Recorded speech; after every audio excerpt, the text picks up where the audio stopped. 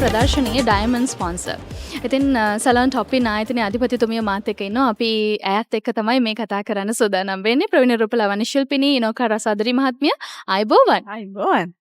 ඉතින් කියන්නකො තඹපානිත් එක්ක දැන් ගොඩාක් දිග කාලයක් නෙමේ. හැබැයි යම්කිසි කාලයක් ඔබ එකතු වෙලා ඉන්නවා. දැන් මේ පාර විශේෂයි. මොකද ඩයමන්ඩ් ස්පොන්සර් කෙනෙක් විදිහට එකතු වෙලා ඉන්න එකම කෙනා ඔබ.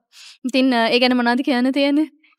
ඔව් ඇත්තටම සතුටු වෙනවා ඩයමන්ඩ් ස්පොන්සර් කෙනෙක් ලෙස තඹපානි ටීම් එකත් එක්ක එකතු වෙන්න ලැබීම ගැන. ඇත්තටම මම හිතන්නේ මම එකතු වෙන්න ප්‍රධානම කාරණාව තමයි මට තඹපානි එක්ක එකතු වෙච්ච මුල් අවස්ථාවේ ඉඳන් මේ වෙනකන් යම් පමණකට වරප්‍රසාද ලැබිච්ච නිසා ඇත්තටම මට ඒක හොඳයි කියලා හිතෙන නිසා.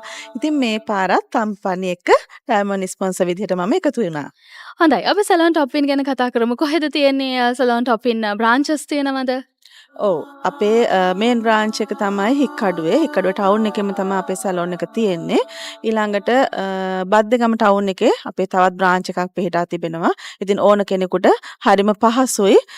මොකද නගර මාධ්‍යම දෙකම පිහිටලා තියෙන නිසා ඇවිත් අපිත් එක්ක එකතු වෙන්න කියනවා.